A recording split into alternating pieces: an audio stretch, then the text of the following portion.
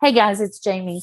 I just wanted to let you know before we start this episode of our experience at InkersCon, the live version, that we've been given an affiliate code to offer you guys a $50 discount on the digital version of InkersCon. You'll find all the information in the show notes, but basically you go to inkerscon.com, you register, and then your promo code is Jami22, and that's capital JAMI 22. All right, here's the show.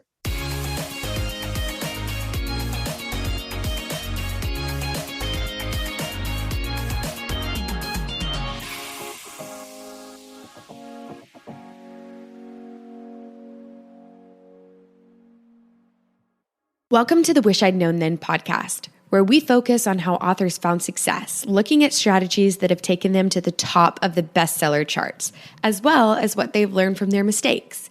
Because being an indie author is more than knowing the latest marketing trend. It's about being innovative and creative and learning from your mistakes. Welcome to the Wish I'd Known Then podcast. I'm Sarah Rosette. And I'm Jami Albright. And this week on the show, we are going to talk about InkersCon, give a little recap, and then we're going to answer a listener question about like how you connect with other writers and kind of walk through tips and ideas for that. Right. Yeah. It'll be really good, I think. And this is not like a PSA or public service anything about like going to InkersCon or doing the digital. However, I think Sarah and I both would highly recommend it. But just to give you some thoughts and ideas about what we heard and things that we thought about implementing. Yeah, just things that, and this is by no means like giving away all the secrets that were there. I mean, like if you are interested, if this is something that appeals, then, you know, there's a lot more online. But I will say that InkersCon, it was like there was so much attention to detail on, you know, the, you know, just the way it was set up and the food and the extra things, you know, the bags they gave away. Everything was very quality and very nice, which is great. And I enjoyed that. And it's nice because it feels like it makes me feel like care was taken when they were planning it and doing all this. So so it was like very smoothly run conference. And we both enjoyed it a lot. I really felt like a lot of care was taken too on who the speakers were. You know, there was a variety. It was for new people. It was for people who've been doing, well, not new people, but like people who've been doing it a while, but maybe aren't doing everything they could or should or whatever, you know, and then people who've been doing it a while are pretty successful. So, and you could kind of pick and choose which ones, and they were marked like beginner, advanced, or for all. And it was people that we don't always hear from, you know. So there were some new names and new people that I hadn't met before or heard from. So it was really good. So I'm going to run through some of my takeaways, and then Jami's going to run through hers, and we'll probably chat in the midst of all that. But so I'll start off and say one of the ones that I went to and enjoyed was a session about merchandising. It was like ways to diversify your income. It had Kimber Swain talking about merchandising, Amelia Rose talking about Patreon, and Tanya and Crosby talking about translations. And we've had Tanya on before, and we've had Kimber Swain on before. And so we can link to those episodes in the show notes if you want to go back and listen to those. And I invited Amelia Rose to come on the podcast. So she's going to come on and talk about Patreon, because in that session, most of the questions were about Patreon. And I think that was because as an author, Patreon is like a good first step if you're trying to diversify, whereas merchandising and translations, that's a little more involved. Maybe it's like, I need to think about that a little bit, but maybe I can think about Patreon, you know? Right. There's more upfront cost. Yes. And Patreon, there's not. Yeah. But the merchandising was really good. And Kimbra divided it. She had so many good things to say, but I'll just highlight that she said you can do passive merchandising and active merchandising. And passive was, you said you pull items from your stories. So for me, that would be like I create a t-shirt or something that has maybe the name of the country home on it that or the village where my characters live in the 1920s. And I create some artwork around that. And so that's like, you just pull that from your story. It's already created and your readers are already aware of it. Right. Active would be you build in merchandising into your stories, which I thought was really interesting. And she talked about that on the episode. Yeah. Where she has a curiosity shop in one of her books. And then she's also created an online curiosity shop where people can go and buy the things that are mentioned in the story. So that's like an advanced maneuver, I think. Yes, exactly. But anyway, you might want to stretch out and warm up before you try that. But yeah. So I just thought that was really, really interesting. That's very cool. It's cool. Yeah. Very cool. Yeah. And then Amelia Rose talked about Patreon, and she uses this early access model where she puts her content out on Patreon, on Wattpad, and we'll get her to give a more detailed description of this when she comes on the podcast. But basically, she's giving away the content for free on Wattpad. Has subscribers on Patreon who subscribe and support her just because they want to support her, even though they know they can get the material somewhere else for free. Right. And she said she's making a really good income from Patreon. And, but interestingly, she used it for like story feedback. She would, test story ideas with her readers there. She tested merchandising ideas and ad copy, and, she used it to create an art team. So she really is using it in ways that, I don't think most authors think of. No, it's kind of outside the box. Didn't you say she would upload a rough draft? Yes, she put up her rough drafts. Wow. And I mean, I would not do that, but not in a million years. No, but I thought later I could, if I had a book, I could upload it chapter by chapter after, I would feel comfortable. I would want it to be edited. Yeah. But she uploads her drafts and people read them. And then, she takes it through the editing process and publishes it later. And she said her readers buy it later, so it's just a different model. Yeah. And that was really interesting. And then I went to another session, backlist, getting your backlist earning money with Elena Johnson. And she had a lot of really good things to say about just different ideas. And she talked about personal marketing events, like you create something to celebrate, like you have a book anniversary, or you started an audiobook, or you bought something with your royalties. It's just and this to me is much harder because I'm not an events party type person. And it was mentioned a couple of other sessions as well. Like you create these events.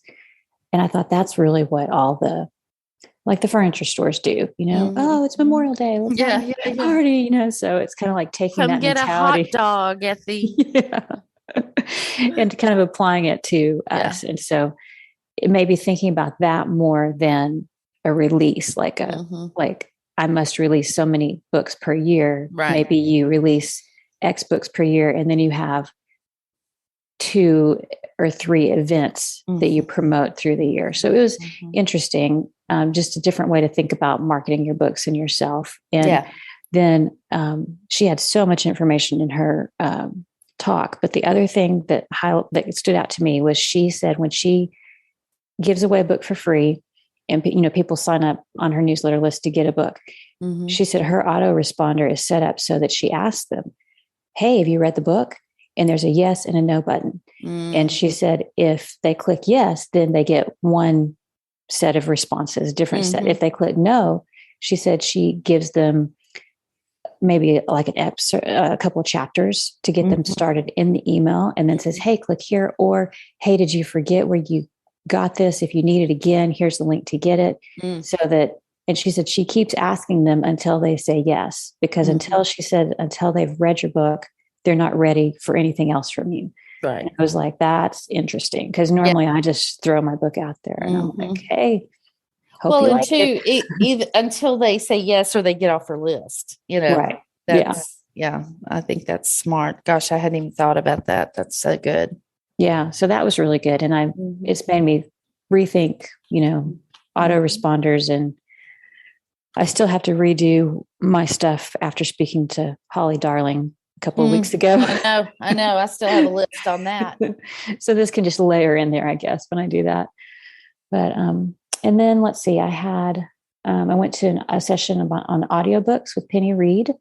Yes, and it was, too. Did you do that one too? Yeah. Wow. Yeah, that was really good. So for me, she talked also about events, like creating events and doing promotion, for like creating things that you can promote to your audience. And she talked about using Goodreads. Now and she showed us some images where she uses the review section. She doesn't she has her book, but she doesn't rate her book, but you can post text, and I guess you can post images in there, which I've never done, but she was putting graphics in there and saying, hey, this book is releasing, 3 days until release, or this book is just released, or sale. And so she really uses that to reach people, sort of like Alessandra Torre uses Goodreads to reach her readers with a new release, but I've never seen it done with graphics. Right. Yeah. But she was using it to push, the audio. And then she talked about bonus scenes, and so the bonus scenes are free. They're in audio, and she puts them on. She's on Authors Direct, but you could do this from your website with like PayHip and BookFunnel. So you put that up there, and they're just little short scenes that she's had her narrator do in audio. And then she said she'll push people to those bonus scenes, but then while they're there, they see, because her Authors Direct books are priced a little bit lower than on the retailers. And she said people go there and they shop and they buy, and they're like, I'll get the free book, but then I'll also get this other 3 books that are on sale because they see the lower prices. So that's really smart. So yeah. I got some things from her too. I'll go ahead and talk about those. Since we already talked about Penny. Well, first of all, her graph that she showed that this year, so she sold her 2 biggest series to ACX. I think it was Audible, or ACX. Or Audible, for a limited time or something, right? For a limited time, she sold her Winston Brothers and her Knitting in the City series, which are her 2 biggest series, to Audible. And they, so that's not counted in this graph of her income. And up to this point in the year, she is making more on audiobooks than she is making on her ebooks and paperbacks. And it's been a steady growth over the last 4 or 5 years. So I thought that was so interesting.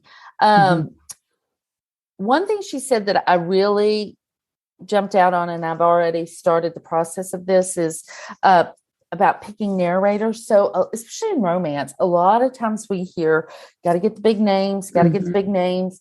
Well, I got the big name last time and they were great. And that audiobook is fantastic, but it cost me $4,500. And, we don't always have $4,500 just laying around. And so it's pricey. Audio is pricey. Yeah. So what she'll do is every once in a while, she'll use a big name narrator. But what she has done is gone to ACX and found narrators or found other narrators.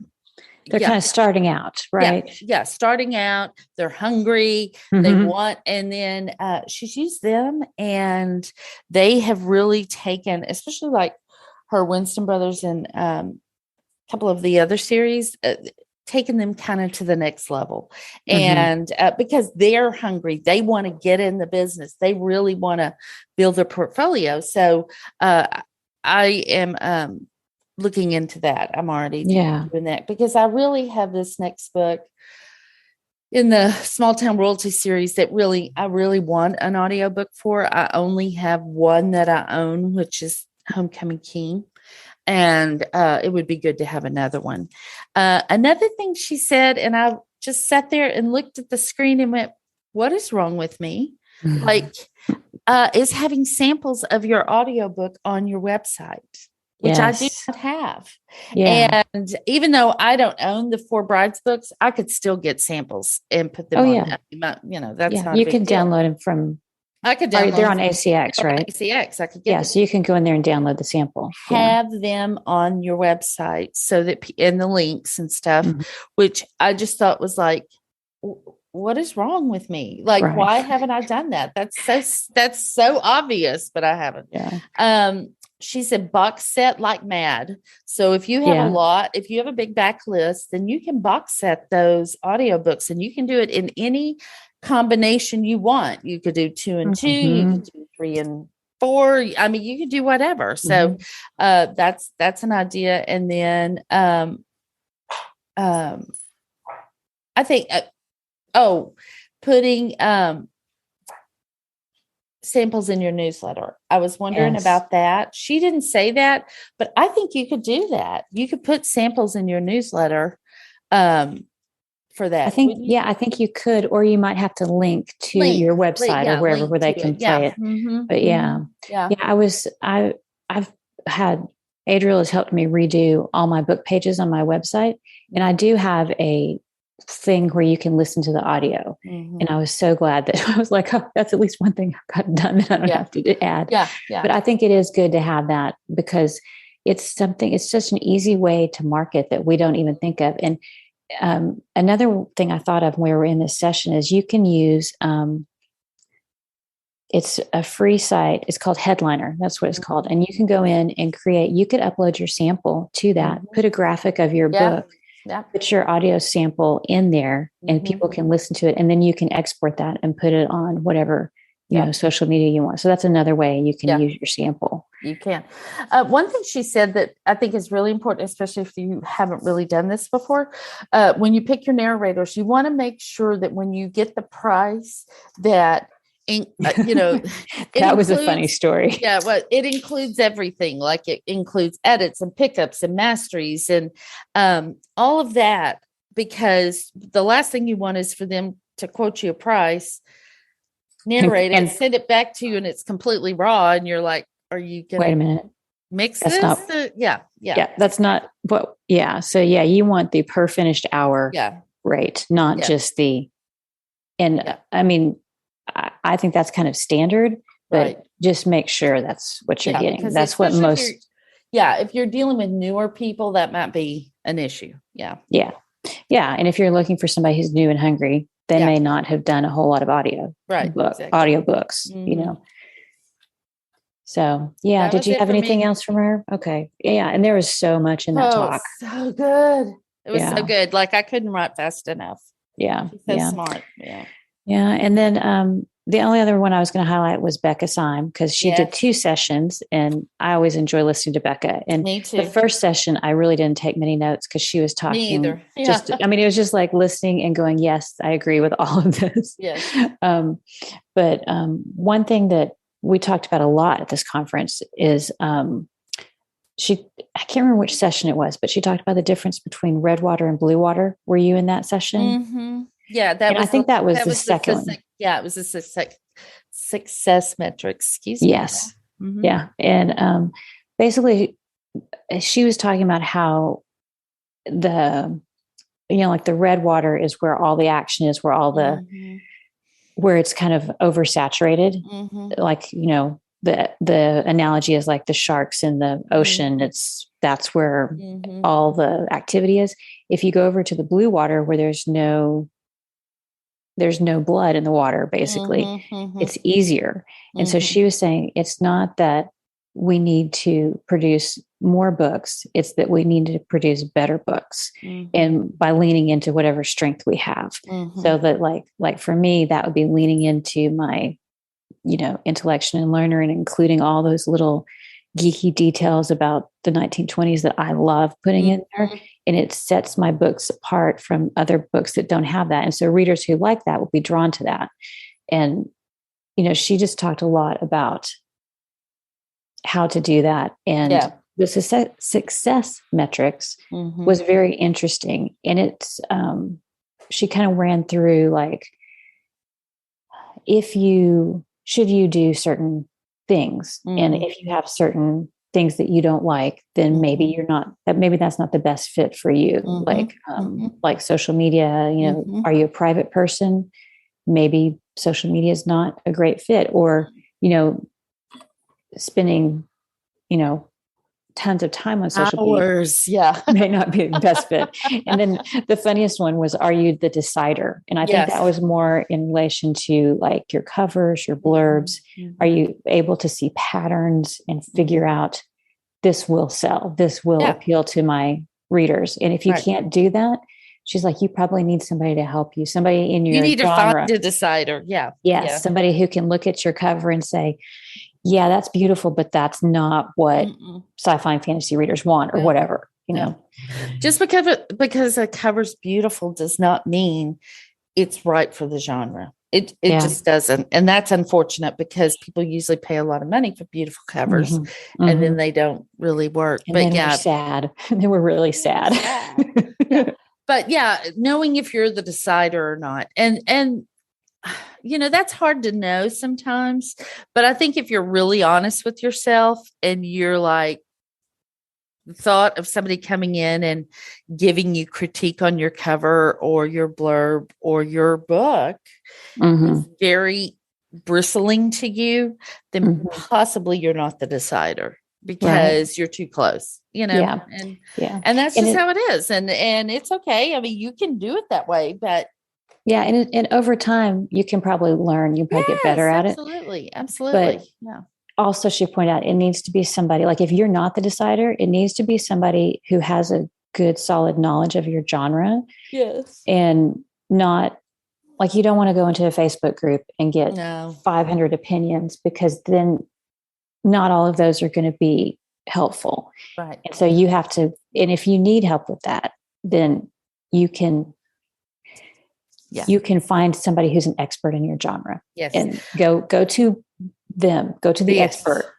Yes. And you don't want to go in your reader group either, because those people have already bought that book with that cover. So for them, they love it. And they love it.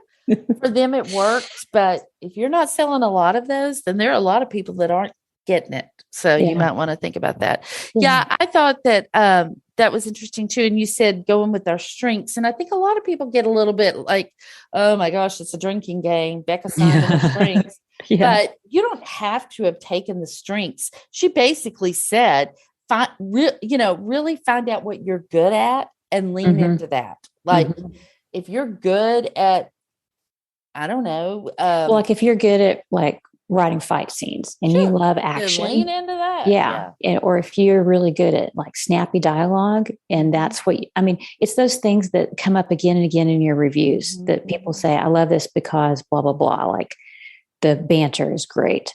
If that comes up over and over, then that's what probably you need to lean into for your writing and maybe for your marketing as well. And then the whole Blue Water thing too, it's easier in Blue Water. Let's take TikTok, for instance. TikTok, there are a ton of readers there. There are a ton of people you can reach. So the tendency is to try to do all the things so you can reach those readers, and it's exhausting. And it may not be, you may not be using your strengths to do that and what you're really good at. And so, and we just can't do everything. In fact, last night I saw a TikToker, she was an author, and she was just weeping because she's like, I can't keep doing everything. I can't keep this up. And, it's impossible. It's impossible to keep up with the algorithms. It's just, you can't do it. And I think that the indie publishing industry, we've gone through this phase where it was easy. You could put out a book and it was easy to get readers, you know, and now there's more content and it's more saturated. And used to, the answer was create lots of content but your content will help people find you. And now there's so much content that your content has to stand out, it has to really stand out, because people are just overwhelmed. I mean, they're overwhelmed with all the books. Yeah. So that's kind of that was like one of the big theme takeaways, I think, for me, was just that the answer isn't always more books.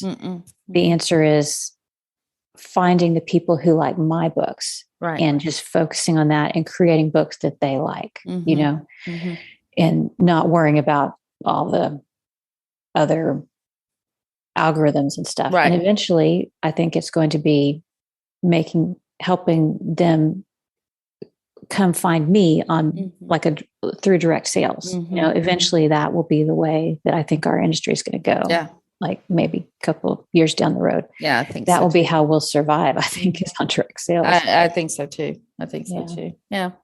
So that's pretty much all I have for my highlights. All right. What do you got? Well, I went to a keyword presentation by Dale Roberts. He is the Self-Publishing with Dale on YouTube, and I highly recommend you follow him on YouTube. He had a lot of really good things to say. Sadly, I did not have my notebook. I left it in my room, so I had to go back and get a notebook. But there are a couple of things that he did say that really stuck out to me, and I am going to watch it again at some point. But one of the things is he was talking about keywords, like the keyword strings we get on KDP when we're uploading our book. Hang on, I'm going to take a break. And so, those you can have a keyword string. It doesn't have to just be romantic comedy or small town romance. It could be small town romance, rock star, fish out of water, something like that. So he said, of course, do that. But then he also said to make sure you do not have KDP, Amazon, Kindle Unlimited, or anything like that in those strings, which I had because I had been told that that was a good thing to do at some point. So I took them out. Also, make sure you don't have other authors' names in your keywords. Now, I hadn't done that, but that is something that I've heard other people talking about. Other advice. Yeah. So that was one thing. And then the second thing he was talking about was A+ content. Your A+ content is searchable. So the keywords and the things you put in your A+ content are searchable. So he just said, make sure it's not image heavy and it's more text heavy. And then the other thing he said was when you're searching, like when people are searching your book on their phone, your blurb is under the A+ content. So you want to, if there's a way to figure out how to get your blurb at the top of the A+ content, like with the text box or something, or at least the tagline of your blurb in the A+ content, then that's something you might want to look at. That's a really good idea. I hadn't even thought about that. I thought it was really good. That whole session was just great. It was really good. I went in and was like, okay, keywords, but you were going to the other one and it was merchandising, I think. And I'm like, I'm not there yet. So I just went to that one and I was like, oh, wow. There's some really good stuff here. So things I hadn't really, he referenced Dave Chesson. I think he and Dave, he's a big Dave Chesson fan, which of course we all are, because is there a nicer guy in the world? No. But and extremely helpful too. And so dang smart.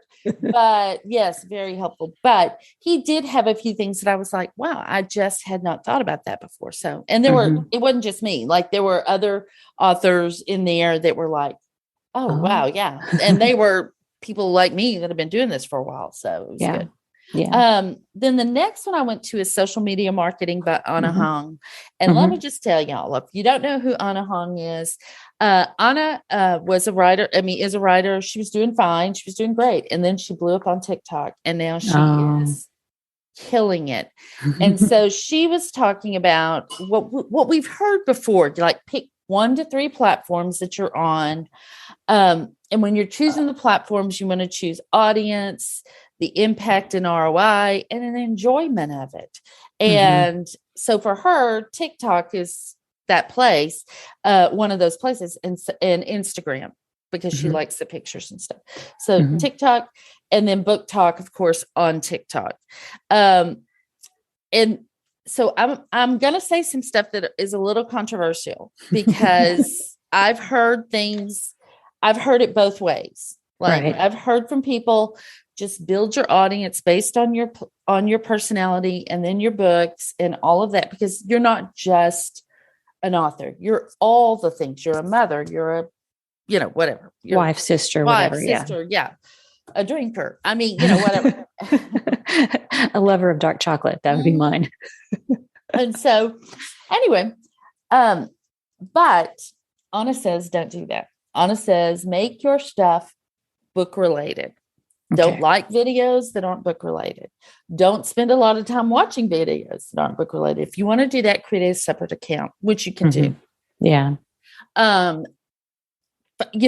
Like and interact with Book Talk, like this. You've got to teach the algorithm what your stuff is about. I did not do this in the beginning. If you've watched my TikTok, I'm doing all kinds of crazy stuff. I will say, since I started doing this, so it's been about a week and a half, 2 weeks. Not a ton has changed, except the videos that I do get more views on, I get like a lot more views on. Does that make sense? Like I haven't had anything go viral. Well, nothing viral recently. And so, anyway, so you can do that.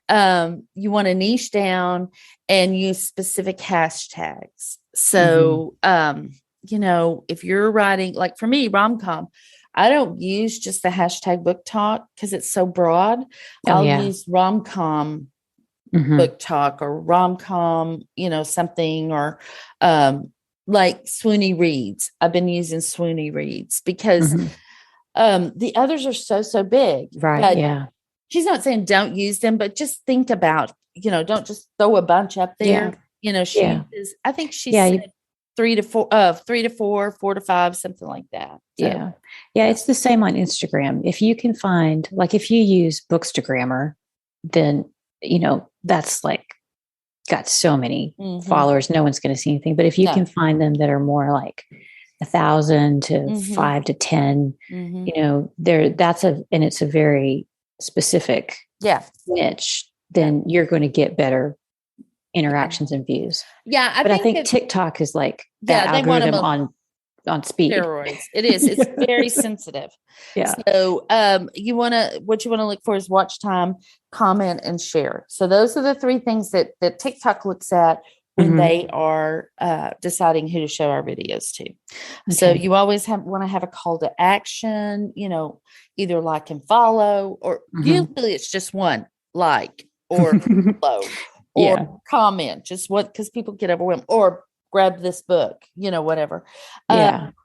Watch time, she said should be like your video should be 7 to 10 seconds long.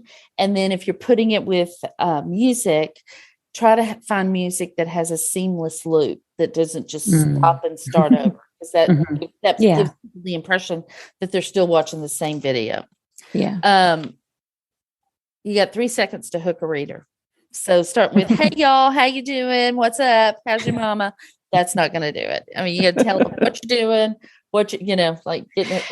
it's just for reference. Anna didn't say, hey, y'all, how you doing? How's your mama? She didn't say that. But it's just like on YouTube, when you tune in and people are like, I'm going to talk about blank today. And then they have like their introduction and like and comment and hit the thing to follow and be noted. I mean, I always skip through all that. I mean, that may be how people feel about our introductions too. Probably true. Yeah. We are aware. We don't take offense. Yeah. So 3 to 5 hashtags, posting. In the beginning, she did 3 to 4 a day. If you're below 1,000, if you're above 1,000, 1 to 3 a day is what she suggests. Yeah. Wow. Okay. Reels grow your visibility and your account. And, so that's one of the things she said about that. And then the big thing that I took away from it was, she said, take that content that you create on TikTok, put it in your reels on Instagram, but then also post it to YouTube Shorts. Oh, interesting. Okay. And now here's the deal. If you're using music from from TikTok, you need to go to Instagram and you need to first of all, you need to take the watermark off because Instagram doesn't like that. And SnapTick will do that. It's an app. But then you need to find that same music on Instagram, pick it, and then you can lower the volume on that one and then just post the video. It still gives that artist credit. The credit, for the music. That's how you keep yourself safe. YouTube, I haven't quite figured that out yet, but I'm sure there's a way to do it. So I'm still looking at those. Anyway, it was great. She was great. I love listening to her. She was just really, sweet and engaging and really smart. So I love that. And I love seeing people's success when they work hard. And she's really hard. Yeah. So then I did an email thing with Nick Thacker. And the biggest thing I took away from Nick Thacker's thing is that email is about your reader. It's about your reader. It's not about you. And I know that, like, we all know that. When I said that, you're like, yes.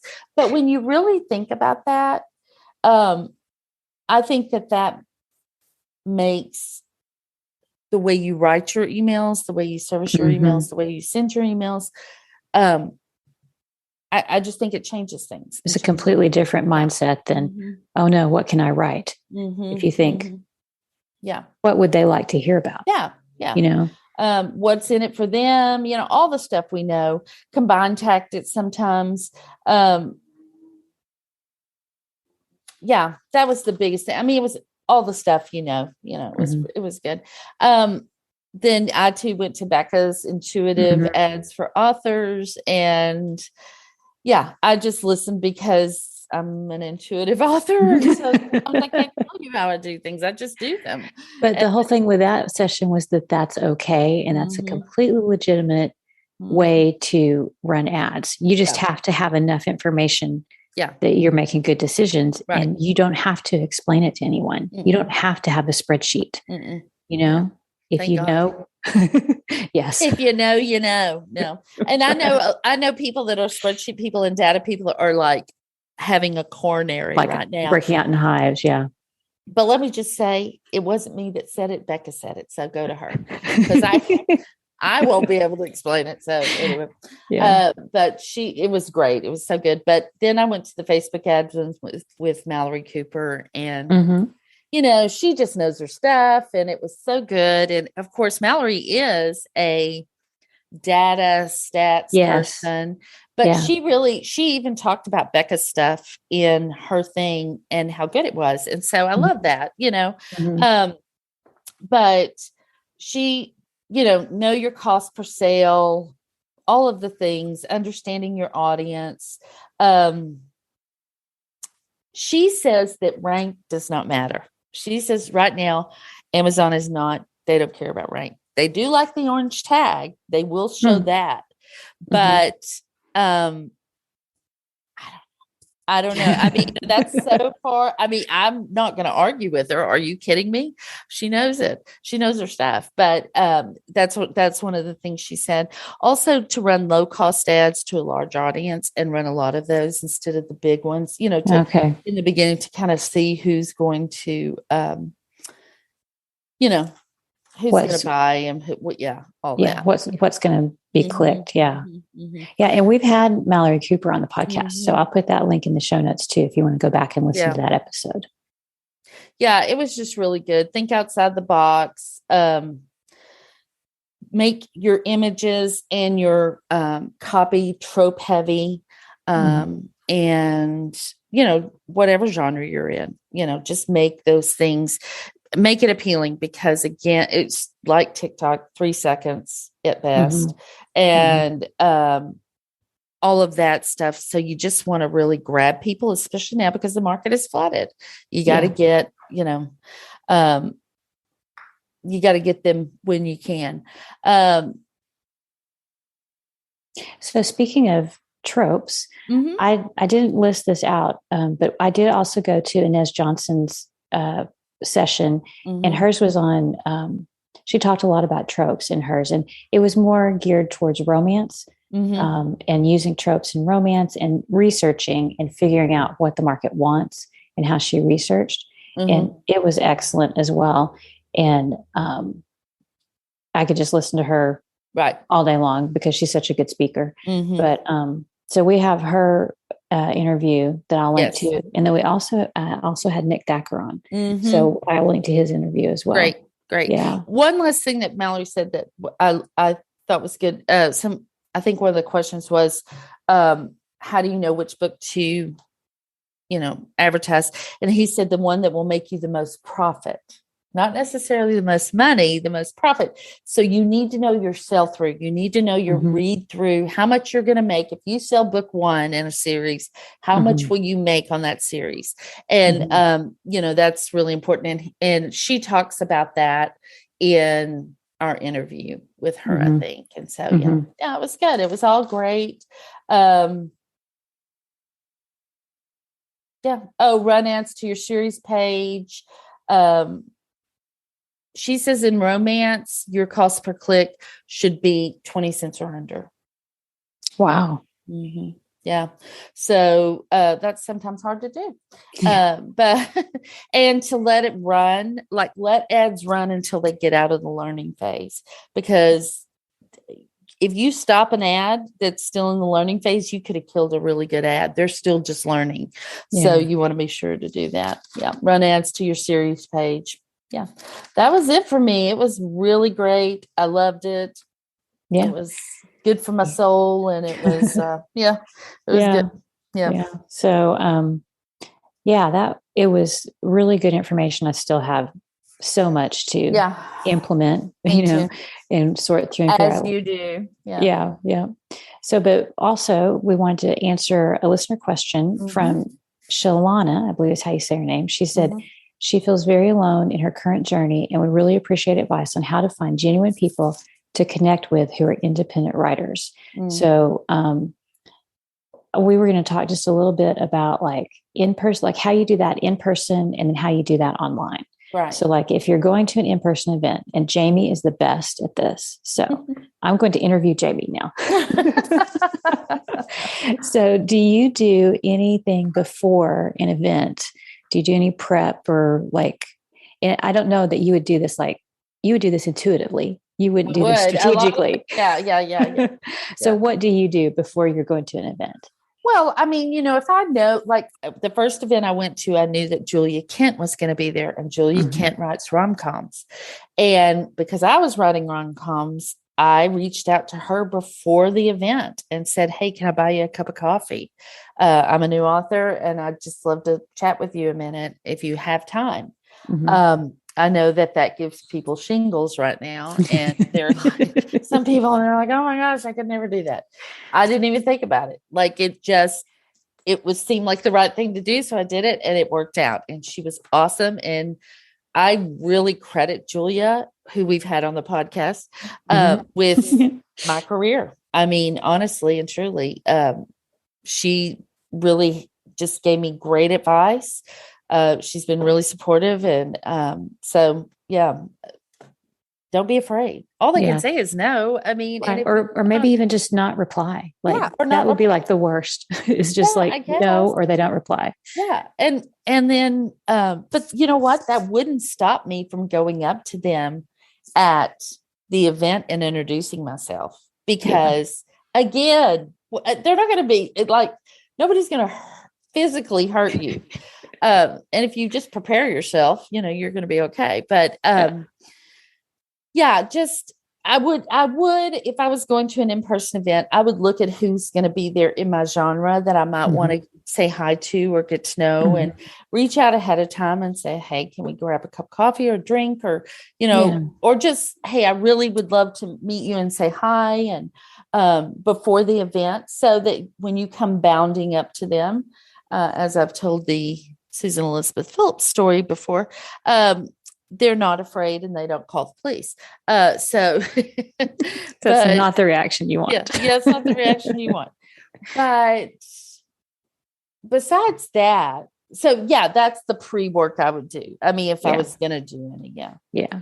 But so the lesson there is just go ahead and be brave. If you feel intimidated, just go ahead and do it, because chances are people who are going are also wanting to connect with other people. And if you can find people that are kind of like there are people that I would want to meet that like inspired me, and I would be like going to conferences to meet them. But then the best connections I've made are people who are kind of at my stage. Yep. And like we would go through things together. The very, very first writers conference I ever went to, I met 3 ladies who were also just starting out. And we formed a group blog back in the olden days, you know, when that was like pretty much all you could do for marketing. And we did that for years, and we got to know each other really well, and we helped each other out. And so that, I think, and you just, you know, meet people and just talk and chat. And another thing that I found during the conference is if you volunteer to do something, because a lot of times they'll send out a call for volunteers. That's like a structured way to get to know a couple people. And so sign up for that, because then you're going to meet at least 2 or 3 people while you're, you know, handing out badges or whatever. Right. Exactly. You know, checking people in. Yeah. Yeah. That's a really good idea. Do you have another question? Well, I was just say, like, when you're when the conference is going on, what do you like? In my mind, I always have kind of a list of things that I can talk to people about. Do you have certain things that you ask people about just to keep the conversation going? No. But here's one thing, like, and this has happened a couple of times, because also I am a helper. Like I'm a number 2 on the Enneagram. So I'm a helper. So literally, if I see somebody walking around, like looking around, I will go and get them and bring them to our table, because I cannot stand the thought of them just wandering around by themselves. Yeah. So, but then when you do that, like if somebody does that to you, or you meet some new people, talk about ask them questions about them. That's you know, that's the best way to actually connect. Yes. Like you may sit at a table with people and they're going to ask you, what do you write? Blah, blah, blah.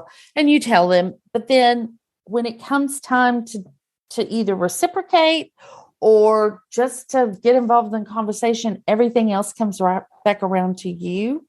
That's not always great. It's not a good way to make a genuine connection. So, and don't say no. If somebody invites you to go with them, or go with them, like, don't say no just because it's uncomfortable. And I get it. Like, it's easy for me to say that because I'm an extrovert. I think I'm an introvert extrovert, but I'm more extroverted.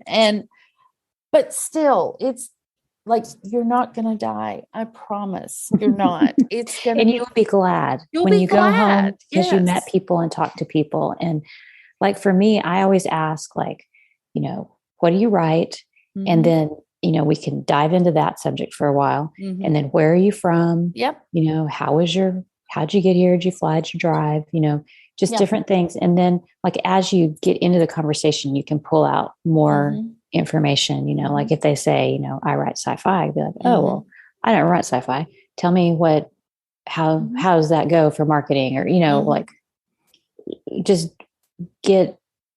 you know, keep the conversational ball rolling as best you can. And then I would say, find somebody else who's more extroverted than you and hang out with them. That's what I do with Jami. I'm like, Jami will make sure I meet all the people. That's my tip.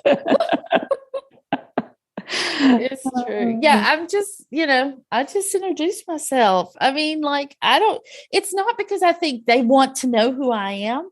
It's just because I want to know who they are. I mean, you know, and it's, I don't know. I mean, this conference was a little different because I was not feeling my most confident. Well, I think that this conference did feel kind of weird because it was like the first big event I'd been to, and you too, right? Like since COVID. Excuse me, I had gone to 20 books. Oh, that's right. Yeah. But I did talk to a lot of people. I knew a lot of people there, you know. Yeah. But I did talk to a lot of people who said it felt really weird, and it did feel a little strange, but it was good. You know, we were glad to be there, but there were times I was like, wow, I've had enough people and I got to go up to my room for like 15, 20 minutes. Yeah. I did and too. Just take a break. So that's totally fine too. Yeah. And if you don't know what to say, don't say anything. Just smile and nod your head and just be part of the group. And if you meet somebody that writes sci-fi and you write romance, then go, hey, have you met so-and-so? They write sci-fi, and then you can connect them up, and that makes you feel good. Plus, if they meet somebody, that might connect you, Yeah, very true. It's really about doing for others, and it's easy to get focused on ourselves, which I'm as guilty of as the next person. What are they going to think of me? I'm not writing right now. My sales aren't as good as they used to be right now. It's all that stuff. And then I'm like, nobody cares. Nobody cares. They're all thinking the same things about them. And, it's really unfair to compare our insides to other people's outsides. Yeah. And because we all put on our best face when we're at these things. So and the assumptions we make are often incorrect. Very incorrect. Yeah. Well, so do you do anything afterwards? Like when you go home, do you stay in touch with people? How do you do that? Yeah. If it's somebody I really liked or somebody I felt like we really connected, I will send an email or talk or, text or, whatever, just depending on how. It's not like a big thing. I posted about the conference, and then a couple of the people that we hung out with posted, and I was like, oh, I love meeting you. It was so fun. And, that's really all you have to do. And, but if it's somebody you really connect with, and that, when I was at RAM, I just really connected with, Ilsa Madden Mills, and, shockingly, she connected with me, and so we are great friends. And so we email and call and text all the time, but we don't, I don't do that with everybody. Yeah. Well, I think those are all good tips, and it's all very much common sense, but sometimes you just need to hear somebody else say it. So hopefully that helps. First of all, you're not alone. Everyone else, everything you're thinking and feeling in your head, everyone else is feeling the same thing. And I know you don't believe that, but I promise it's true. Yeah. It's true. Yeah. So online, so if you can't go to a conference or, you're just more comfortable online, I was trying to think of some tips for connecting with people online, because some people can't travel, especially if they're, if you're in a place like Australia or somewhere, it's harder to get to conferences. Yeah. So I would do pretty much the same thing. If I saw people that were going to be in the online thing that I had wanted to meet or talk to, I would reach out to them, and it's all pretty much the same thing. Go to groups that you've heard other people talk about how good they are. I would say like Facebook groups can help you connect with other authors. But when you go to a group, be in there for a while without commenting. That's always smart. Listen. That way you can see the tone of the group. You can see how people respond when other people ask questions and stuff like that. And then if it's a toxic environment, run like hell. Just do not stay in. You're not going to fix it. So leave. Yeah. So I would say Facebook groups are a good place to find authors, because almost every author related thing has a Facebook group. Right. And another thing I found is like group promos. If you can find authors in your genre that are doing a group promo, you can kind of get to know people that way a little bit. And I've had authors just reach out to me and send me an email and say, hey, I write in your genre. Would you like to do a newsletter swap? Would you like to, do this promo? And sometimes I can't do the promo, or I don't do the promo, but I've met that person online, so that's another way, is just send a little email, send a message, hey, I love your books, and we write in the same genre. I just want to say hello and, introduce myself. Yeah. And y'all know Sarah, if Sarah just tells somebody no, she's not mean. She's nice. She just can't do it. A lot of times I'm like, I'm just overwhelmed. I can't add anything else to my plate right now. Exactly. Yeah. If people say no, it's not personal. It's just, the best thing you can do, honestly, in this business is give people the benefit of the doubt, and just assume they're as overwhelmed and crazy as you are. And then don't be, mean. That's the other thing. But, most people aren't mean. They're just, they don't They don't think about what they say before they say it. Yeah. That's the biggest problem. So, those are the ways I would connect with groups. If there's somebody, if you keep seeing the same people pop up in your, like in your groups, if people keep saying they're reading certain books and those books are like your books, you might say, hey, you might reach out and say, hey, my readers really love your books. Would you want to do a promo? And if you organize the promo, most people will do it because they don't want to do the work. So that's a good way to do it too. Yeah, I think that's a great suggestion. Yeah. So let's see. I think we had one other question. Yeah. And it was how to search for an editor and cover designer. So I think we've not related to, haven't we? Yeah. But I mean, we can answer it again. I don't mind. Yeah. Maybe asking friends. Yeah. Asking friends, asking people in your genre who they use, going to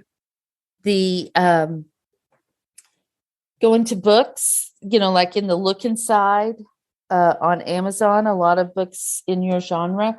On the copyright page, a lot of people will say who their editor and cover designers are. So you can just reach out that way. That would be my suggestion. In fact, I've done that. So there you go. Yeah, that's what I did. I just kept a list of people who thank their cover designer in their acknowledgments, or like it's on the copyright page, which you can see in the look inside. And so and ask, just like Jami said, in groups, once you have an author group and you have some people that just say, hey, who do you use? Do you recommend anybody?